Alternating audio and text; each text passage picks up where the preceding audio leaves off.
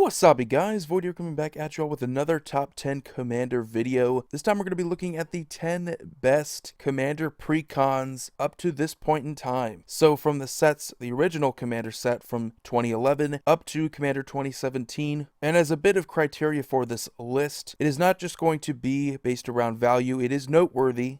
To me, the most important thing when playing a commander deck is, does it match my playstyle? Is this exactly the type of deck that I want to be playing with? And do the cards give me good value when it comes to playing in this format with a 100 card deck, including the commander? I'm not just going to put a commander deck on this list because it has an awesome commander, but rather because it works very well with the commander. The rest of the deck has to be worthwhile when it comes to playing. As always, we're going to start it off here with the honorable mentions. The first one we have is Heavenly Inferno. This is a very popular commander precon deck. However, I don't think a lot of people realize the deck really isn't that great. It has a lot of weird stuff in there, but usually to make a Kaalia deck good, you would expect to see a ton of dragons, demons, and angels. The ones that are included are rather bland, they don't really do enough, and they don't really offer you that much power. So it's obvious when they were making this deck that they didn't just want it to be the very best commander deck out of the 5 back in 2011.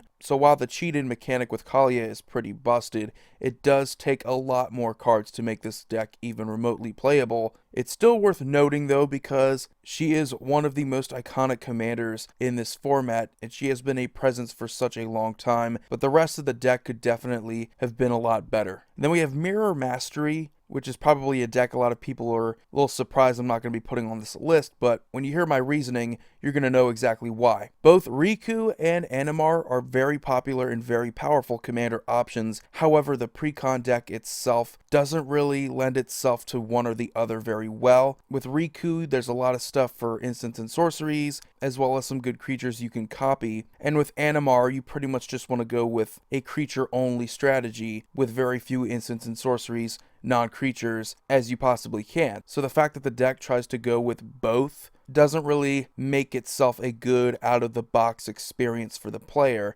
While I do think both of those commander options are extremely fun and really powerful, the rest of the deck could have been a lot better yet again. Not to say we don't get some good creatures out of the deck, it just doesn't really seem like both Riku and Animar should have been in the same deck. They're very different commanders, and you're likely not going to see both of them in the same deck anyway, even outside of the Precon. The next one is Mind Seize from Commander 2013. Now you're going to see a trend here with the first 2 commander sets. This was from a very early time when Wizards of the Coast, they were just dipping their toe. They didn't necessarily know the best way to make a precon yet. They've gotten a lot better since these days. And Mind Seize is a perfect example of trying to put value in a precon while also trying to make it playable, which isn't always the case. While they didn't inherently make True Name Nemesis with the thought of it being played in Legacy, it nevertheless is the main reason why this deck is worth anything. The rest of the deck is okay. We have 2 pretty cool options in Jaleva and Nekosar. I think they're both pretty cool commanders and very powerful ones, but again, it's kind of the same issue with Mirror Mastery.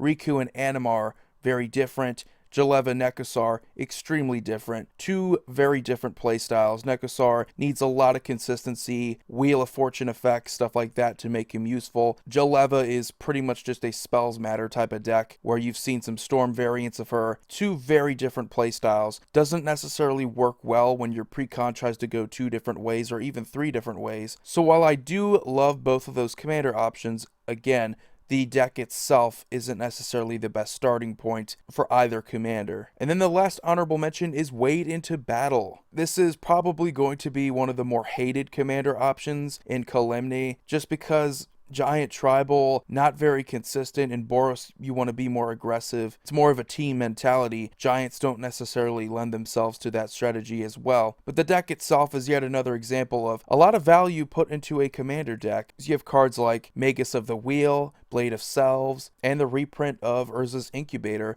which are gonna put a lot of value into this deck. The main downside, the main reason why this deck isn't on the list, however, is because the commander options are rather bland, kind of bad compared to the rest from Commander 2015. If the commander options were even remotely playable, it would definitely be on the list because it's such a good deck out of the box, and I think the main reason why it would be left off is because, yet again, it's not memorable. The commander options just don't really interest me, and I know a lot of people have that same complaint about the deck. Now on to the actual top 10. Number 10 is Built from Scratch, Commander 2014. They experimented with the Planeswalker commanders and it paid off. These did really well, and Ready Scrap Savant is actually a really cool commander option as a Planeswalker, one of the best commander decks out of the box, because the strategy is pretty simple. Have your artifacts go to the graveyard, have them come back. You have graveyard triggers, you have ETB triggers, a whole bunch of cool things that you could do. And a main selling point for this deck in particular was the reprint of Wormcoil Engine. That was a pretty expensive card at the time.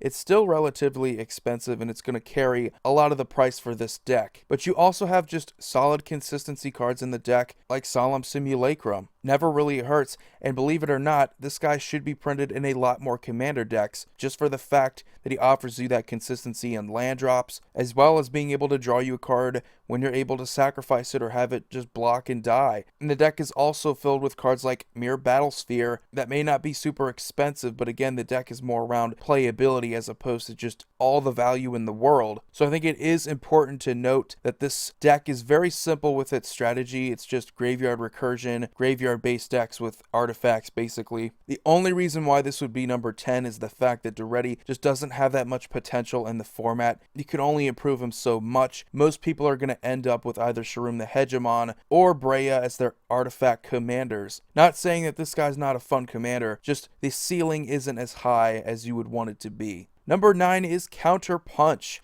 Two very popular commander options in Gave Guru of Spores and Carador Ghost Chieftain. The main reason why this is better than Mirror Mastery and some other commander decks I've mentioned before, where they might have problems with two very good commander options. These are very different, yes. However, they can work well together. +1/+1 counters and having synergies with the graveyard isn't something that we haven't seen in other decks work. You can have a lot of creatures enter the battlefield with +1/+1 counters. You can have a lot of creatures that synergize with +1/+1 counters and entering the battlefield or going to the graveyard. And there's a lot of ways to make those two work well together. Yeah, you're not going to see any optimized decks play both of them, but the Precon itself is extremely playable out of the box compared to a lot of the earlier commander products, because it's filled with good consistency in graveyard synergies, and it also has some interesting +1/+1 counter synergies as well. While I will say that Gave Guru of Spores is probably the weakest supported in this deck, using Carador as the commander, playing it out of the box, is definitely the best way to go if you're new to commander, because it's a very easy strategy to get. You don't really need to put that much effort into it. Hey, you have creatures in your graveyard. Once a turn, you get to cast that creature card you want to. Basically, Marin before Marin. And another reason why I love these earlier commander products is because they gave us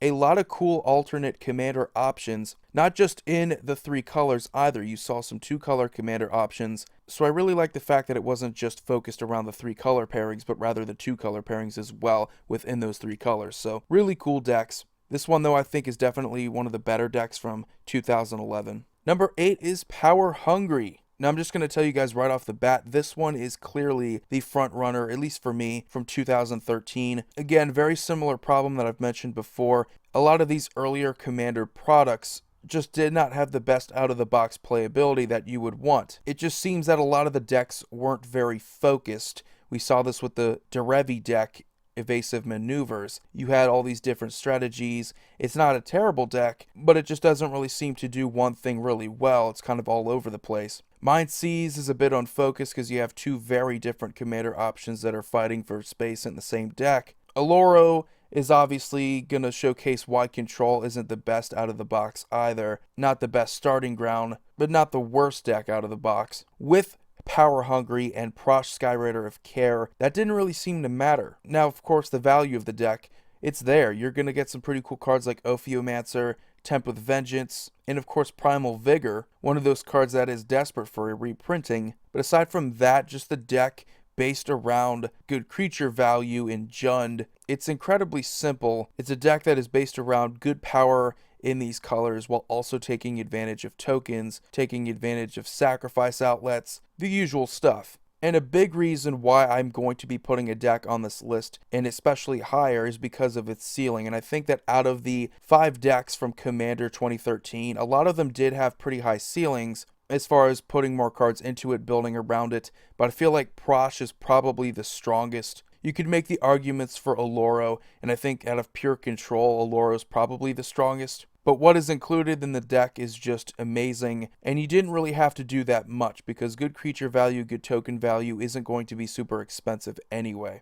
Number 7 is Devour for Power. This is honestly, in my opinion, the best Commander Precon deck from 2011. You just get so many cool legendaries, and the deck just seems to work out pretty well. All 3 of the legendary options aren't really terrible. If you use the Mimeoplasm as a commander in a 4-player game where other people are also using Precons, you already have an advantage there because you have their creatures and their graveyards to choose from. You have your own. So you have all those different options that not many commander decks have the luxury of when choosing to make copies, getting more +1/+1 counters. While this isn't necessarily going to be easy to deal commander damage with like you would normally want to with a Mimeoplasm deck, it's still a very cool, very interesting strategy nevertheless, and is probably one of the more unique strategies to come from that commander set in 2011. Because while we do have graveyard synergies, while we do have mill strategies, we really don't have much of anything like the Mimeoplasm. It's very unique. The other cool legendary creature option included was Damia, Sage of Stone. If you are at all down in your hand size, if you only have 1 or 2 cards, during your upkeep, you get to draw cards equal to the difference of 7. So if you have 2 cards, you're going to draw 5. If you have 1, you're going to draw 6. An incredible card for control, because that's all you want to do in control is just draw into more answers,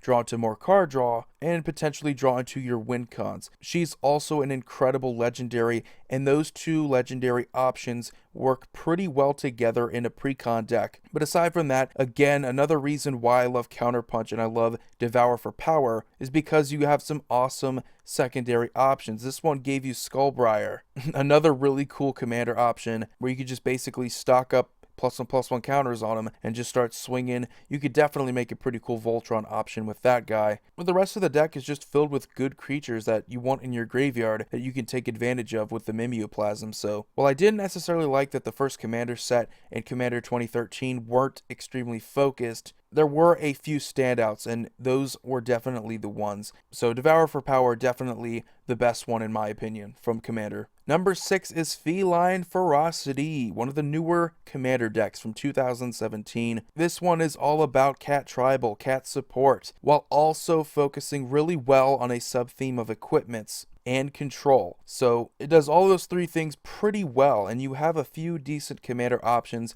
I will say that Arabo is kind of a letdown. While it's not the worst commander option I've seen, it definitely is not anywhere near as strong as the others in the deck. You had Nazan, which is all about equipments. He can basically search up his own hammer. Mary is just a good stacks option, also good for control if you want to go that route. And Balan Wandering Knight is yet again another good equipment based commander option. So you had all 4 of those pretty decent. Obviously the face commander in Arabo was kind of a letdown, but the rest of the deck works out pretty well. Synergies with cats are on point. You also had some decent value to incentivize the purchase with cards like Mirari's Wake. So all in all, a very well built deck, and this is a prime example of why Precons are getting much better as far as playability out of the box and value too. And the tribal theme is only going to make it easier for them to make these decks on point. Number 5 is Guided by Nature, another one of those decks with the Planeswalkers from 2014. And honestly, if I had to say one of the best commander decks out of the box, Guided by Nature is one of them, without a doubt. And all you really have to do is just look at Freyalise. All 3 of those loyalty abilities are useful in some way for green. This deck is all about good stuff green, and it works really well. You have elf synergies, you have typical synergies in green where you want to deal with non-creature removal, you have good creatures that are going to give you overrun-like effects. The synergies of the deck not being super complicated, but it's really what you want out of green. Freyalise gives you all these different options, and the deck just seems to go really well along with her. She gives you card draw for your green creatures, she gives you non-creature removal. You can destroy an artifact or enchantment, and she's going to give you an elf. So if you do like elves, not the worst elf commander, but is at the very least going to give you some mana your next turn. So all of those abilities are super relevant, and the deck is probably one of the most played out of those decks from 2014. I would say the only better option would probably be Teferi as far as the Planeswalker commanders go, but the Precon deck for Teferi wasn't necessarily the best built. This one just seems to give you it all, and really, I wouldn't blame you if you just took this deck, sleeved it up out of the box, and played it like a normal commander deck without any inclusions, any changes, maybe a few minor ones, but that's about it. And definitely deserving of a higher spot on this list. It's just a brilliant deck. Number 4 is Vampiric Bloodlust. Yet again, a prime example of what I said earlier when I said that they were getting a lot better at making these Precon decks. This deck is ridiculous. I still have it, and I swear I've only made like a few changes to it, and that was only because of Rivals of Ixalan block, where they gave us a ton of white vampires, and that's about it. Just color balancing. That's all I've really had to do. But out of the box, yet again, another super playable deck. Gives you just about all that you really need with value. You get some good vampire lords like Captivating Vampire and Stromkirk Captain, which is exactly what you want because Edgar Markov gives you tokens off of his Eminence. A brilliant commander, super simple. If there's a bad thing about this deck, it's that it doesn't necessarily have a high ceiling. There's only so much you can do with the commander options. I've seen some awesome builds with Mathis Fiendseeker. I've seen some builds with Alicia. I think she's probably the weakest of the three, if I had to say honestly. She doesn't really do anything that we haven't seen from other commander options. But when it comes to Edgar Markov, incredibly easy to understand. Very new player friendly, if I had to say so. Whenever I see new players, I want to give them a cool Precon. This deck was awesome. I've seen a lot of new players get into the format with this deck in particular, and it's extremely competitive. Out of the 4 out of the box, it's clearly the best. It's the quickest. It's a super simple strategy based around tokens and +1/+1 counters. Really easy to understand, and the vampire synergies are not overcomplicated. But yet again, the only reason why it wouldn't be higher is because vampires don't necessarily allow for room when it comes to other strategies. Number 3 is Invent Superiority. Now, I did run a little bit of a poll a while ago. I don't think anyone remembers, but I did ask what everyone's favorite commander set was, and a lot of people came back to me with Commander 2016 because the flexibility, the options that you have within 4 colors allowed for just about anything you wanted to do. You had partner commanders, you had the unique strategy there, and the idea of just going to 4 colors because you wanted to give commander players something that they haven't seen before. You gave Magic players something that they haven't seen before in 4 colors. We haven't had a legendary 4-color creature before, and we got 5 of them. Breya is definitely one of the most powerful commander options in the game, period, while also giving you a pretty decent deck out of the box, while also giving you a ton of options when it comes to her different modes. Now, unlike with the Vampiric Bloodlust deck, with Invent Superiority, you have an incredibly high ceiling. If you put money into this deck, the potential is there. I mean, you're going to make one of the more popular decks, one of the more powerful decks in the format. But even if you're playing on a budget, it's a pretty friendly deck for you, because then you could just focus on token synergies. Maybe you would want to focus on some of the strategies similar to Built from Scratch, where you're focusing on graveyard artifact synergies. That works out pretty well also. Didn't necessarily give you the most value out of all 5 commander decks. That is going to be another deck, but it gave you a ton of good commander cards that really worked well with each other. And the fact that you have so many options with Breya means that you have so many options with the deck built around her. Doesn't necessarily have to be anything super strong. It just has to work well as a deck, and I think it does pretty well. Number 2 is Plunder the Graves. Yet another commander deck that has an incredibly high ceiling if you want to put more money into it. If you don't want to put more money into it, still perfectly fine. You get a ton of cool graveyard synergies. It works out really well. Even out of the box, you can just have fun with cards like Sakura Tribe Elder, get some more experience counters that way. Keep bringing back your Sakura Tribe Elder. That's never a bad thing either. But Marin, being one of the most popular commander options, was a big reason why this deck was highly sought after, and it's still one of the more expensive commander decks.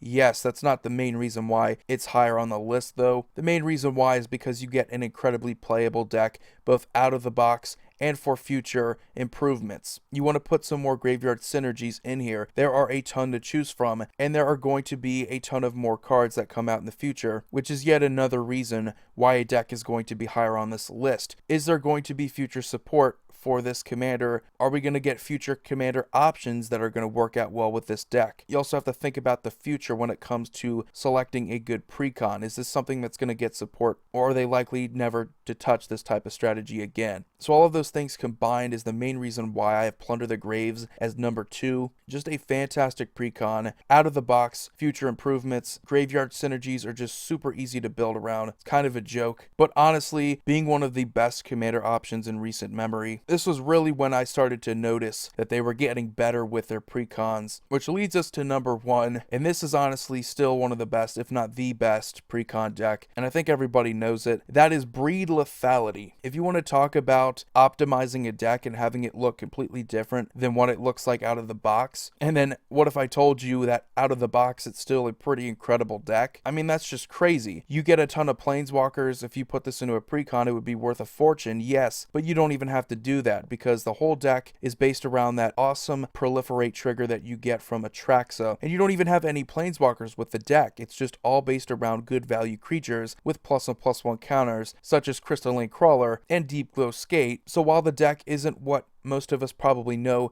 as fully optimized, because there are only so many decks that focus around creatures when it comes to Atraxa, most optimized Atraxa decks want to focus around planeswalkers, and you could certainly do that. I think a lot of people underrate the fact that you can use Atraxa as a good creature-based deck commander and have it work out incredibly well. While proliferating loyalty counters is still way more powerful, proliferating on average +1/+1 counters or even -1/-1 counters is still pretty good as well. And it wasn't even like they just threw a ton of value in the rest of the deck, because they really didn't. The deck is actually rather cheap. The main draw for it is going to be Atraxa, obviously, and I think Rayhan and Deep Glow Skate are going to fill in the rest of the value, but it's not really any more expensive than a lot of the other commander decks on this list. Card for card, it's actually on that same level as a lot of the other commander decks on this list, especially if you look at a lot of the older ones. While people may have a stigma attached because of its incredible price tag, it is definitely not an overrated commander deck. It gives you a ton of value and also has the highest ceiling of any commander deck that you can get. Putting more cards into it is only going to improve it, and you don't even have to do any of that. So